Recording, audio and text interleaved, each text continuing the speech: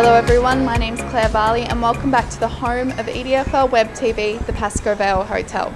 We'll be coming to you weekly on the EDFL YouTube channel. This season we'll be visiting clubs, so if your club has a significant event coming up, contact us via our social media networks. This week EDFL Web TV has been visiting another of our clubs, so let's throw to Pellizzeri and see what's going on. Thanks, Claire. Yes, we're at Coburg City Oval this week, the new home of the West Coburg Football Club in the Essendon District Football League, of course, and we're looking forward to Strathmore Community Bank Premier Division this weekend, first of the three senior divisions. We'll get to West Coburg's game in a moment, but we need to start with the broadcast game. Adem Saricaoglu joins me, Teo Pellizzeri, and I tell you what, Adam, this is a cracker. It's the reigning Premier up against unbeaten Pascoe Vale.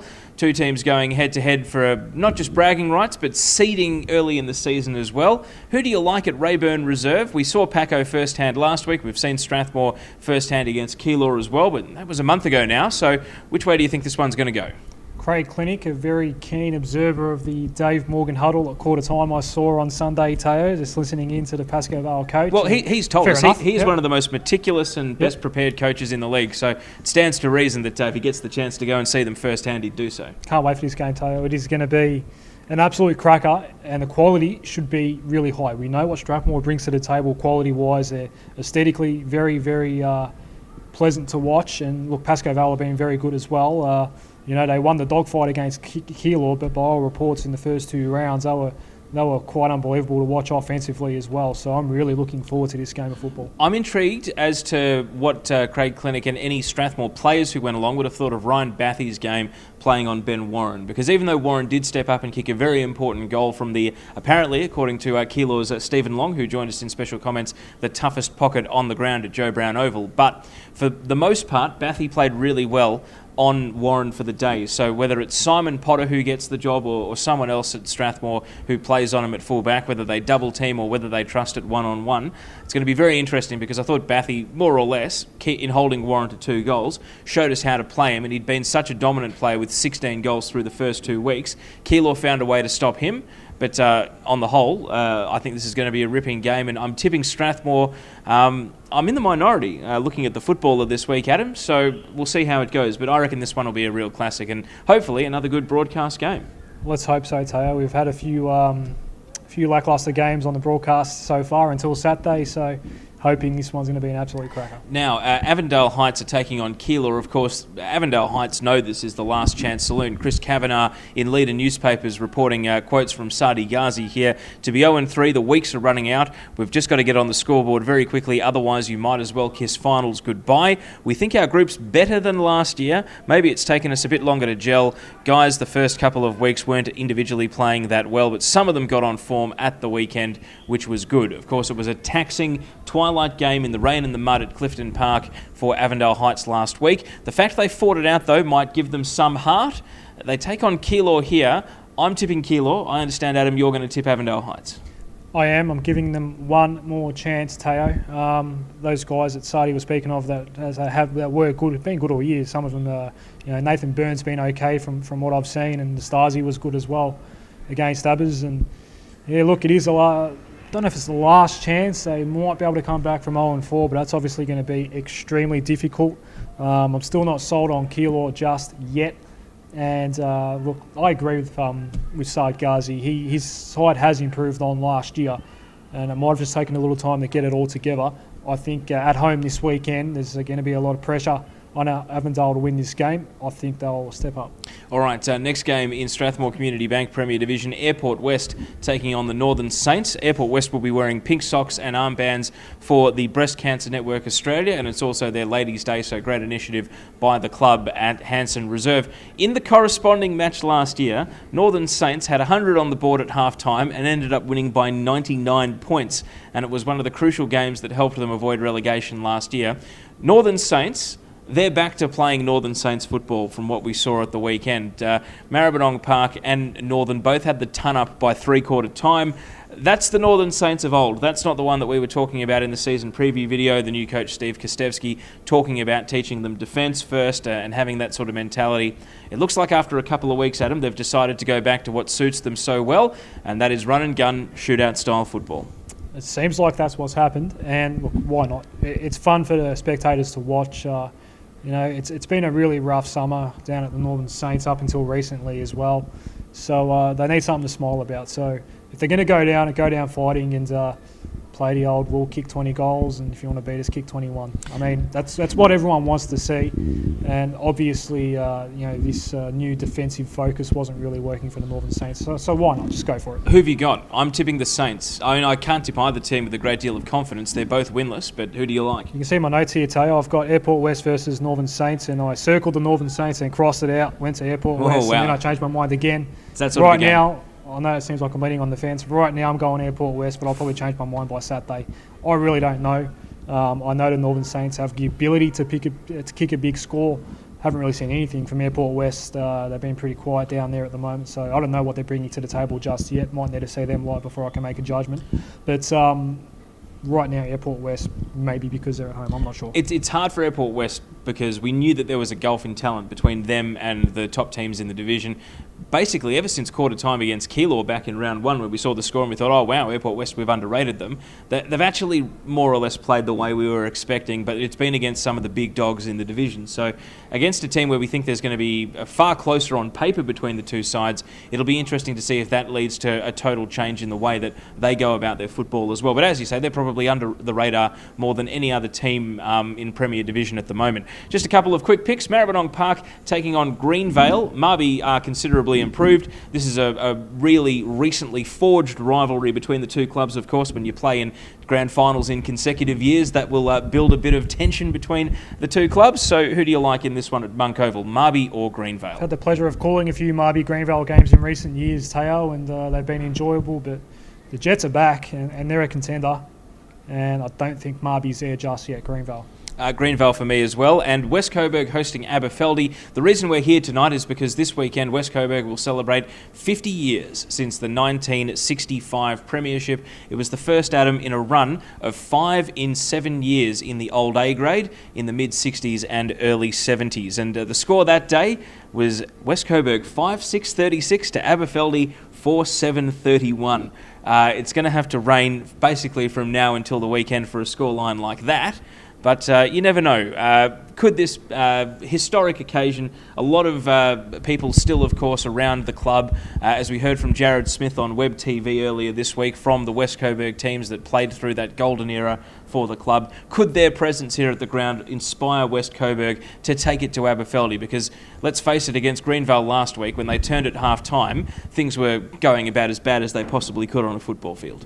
Look, I think West Coburg, when they're playing their best footy, they're going to challenge a lot of teams, including your likes of your Aberfeldies, and let's face it, Abbas every now and then they can tend to take the foot off the pedal a bit. Mail one in. But I mean, that's what Adam Potter wants to avoid as their new coach. He wants to take those games, the loss that leaves you scratching your head as to how it happened. He wants to throw that away and have a much more consistent team week in, week out. And I think the players are probably going to go with them on that. Abbas to win on for obvious reasons. They're obviously a better team. No offence to the blokes behind us at the moment, but hopefully it's a really close game, and hopefully West Coburg, acknowledging that history, can put up a great show against one of the real contenders. And with that said, hopefully it's a great day for the club as well, celebrating 50 years since the 1965 Premiership. Let's move on to Essendon Ford Division 1. We may as well just flip a coin 4 times, Adam. That's the way that the tipping has gone. I was only 1 out of 4 with my tipping in Division 1 last week, so take these for what they're worth. Let's start with the Twilight game. 5:30pm start at Leo Dineen Reserve. Tullamarine taking on Glenroy. Glenroy are winless and zipping 3 with a percentage still in the 90s, which says to everyone, really, that they're losing close ones, while Tullamarine have that all-important win on the board. The question is, can they make it 2 in a row and leave Glenroy sitting zipping 4? Yeah, they've got Dudas coming up the week after, so they'll be desperate for a win sooner rather than later, Glenroy, and I think they'll get up, Teo. They've been very, very, very stiff with the way the draw has panned out so far. They've been quite unlucky. And, I think they go up and get the win at Tulla. Well, I'm going to tip Tullamarine. I think this is a coin flip game. I'm happy it's the Twilight game. I'm going to try and head down and catch the last quarter and a bit of this one after the broadcast game at Pascoe Vale. So I'm tipping Tulla, but flip a coin. Let's go through the other 3 games in Essendon Ford Division 1. Essendon Duda Stars taking on Taylors Lakes. I think the Stars will bounce back. Do you like the Stars to bounce back against the Lakers, or will they right the ship after, of course, they went down to Tullamarine last week? Yeah, 2 clubs looking to bounce back after disappointing days at the office, but Dudas won't allow Zip and 2 after the bye. Hillside taking on Craigieburn. Hillside didn't take the field last week, and yet the fear of relegation probably increased due to the other results that went on in the division. And I can only imagine what it would have been like if East Keilor had held on to beat Oak Park. It would have made the task all that much tougher for Hillside just to get themselves off the bottom of the table. It's impossible to go against Craigieburn here at the moment. I think that they will get the win away at Shark Park. Just on Hillside, Teo, Craigieburn this week, then Glenroy, Tullamarine, Essendon Duda Stars, West Meadows, Oak Park. That is a horrific run for Hillside, and I'm seriously fearful. But I hope they can get it together. I hope they can snatch a win or 2 in that run. But that is a disastrous run for them, and hopefully they can at least put up a good show against Craigieburn and get some confidence back in the side. And West Meadows back at home. They are up against East Keilor. East Keilor, who continue to defy the odds and prove the doubters wrong. West Meadows, I think, will get the win here, though. A bit of a difference on paper between these 2 teams, and if West Meadows apply themselves, I feel as though they will get the win. Yeah, 2 coaches with a lot of experience in the old WRFL, now applying their trade in EDFL and doing a great job. So really looking forward to this battle. But West Meadows should win, but be warned, do not take East Keilor lightly. Let's move on to Strathmore Community Bank Division 2 with our weekend picks. And this division is really starting to even up and give us some interesting contests. And in the weeks where East Sunbury take on Burnside Heights, it means that all 4 games really are quite compelling. Let's start, though, with the twilight game out at Keilor Park versus Moonee Valley. I was feeling like my hunch for Keilor Park had come off last week when I saw the score come through at 3/4 time. So they've faded at half-time twice and now at 3/4 time once. In leader, Chris Kavanagh reporting from Louis Opadesano, the Keilor Park coach. It's just been little patches in games that have let us down, but I think that comes down to everyone still getting to know each other. I still think we've got plenty of upside. And now with a month of football in the legs, I think that Keilor Park can get it done here. I reckon that Moonee Valley, they're coming off the massive high of beating Roxburgh Park last week. Now I think Keilor Park break through here and improve to 1-3. All the pre-season talk about Hadfield, Coburg Districts and Roxy. Moonee Valley probably unhappy about that, Teo. They're going to make a statement and beat Keilor Park. Ooh. Okay, let's move on to the other game this weekend. East Sunbury versus Burnside Heights. The form line really says that East Sunbury should win this one. They've been kicking good scores. They've been hanging in games. Maybe they could have actually pinched a win and might have let one of these slip. Ash Fleming, their gun recruit in the off-season, the veteran man from Macedon, came back from a hand injury a little bit quicker than expected and kicked 4 goals at the weekend as the spearhead of this East Sunbury team. I think they'll win against Burnside Heights, and I reckon they'll win by an arm's length margin. They're doing well to shake the minnows tag, aren't they, East Sunbury? They've gone pretty well so far, but to help that along and remove that stigma of being one of the minnows in Division 2, they need to win this game. So I'm going with East Sunbury as well. And quick picks, Adam, for the rest of the weekend. Hadfield versus Coburg Districts. For some people, this is a look ahead to the finals. It's just a question of which week of the finals these 2 might end up butting heads. I think that Hadfield will get the win at Martin Reserve. Yeah, 2 good at home. And Roxburgh Park taking on Jacana. To think, Adam, back in 2010 when I started covering the league, this was the game that they used to mark in the calendar, just like Burnside Heights and East Sunbury, as the only game they could possibly win the whole year. How the EDFL has changed. These 2 could possibly be playing finals together at the end of the season in the space of just 5 years. So I think Roxy will win. Jacana just been a little bit off the boil through the first month of the season. Maybe I started pushing the bandwagon a little bit too strenuously during the season preview series for the Jags, but it's going to be Roxburgh Park for me at home in this one. Yeah, the old battle of Pascoe Vale Road, considering the league doesn't have a direct presence in Broadmeadows, perhaps it's the battle of that sort of turf around the Broadmeadows area. And look, Roxy will bounce back. Very disappointed to get that loss against Moonee Valley, and they're not going to let up against Jacana, I don't think.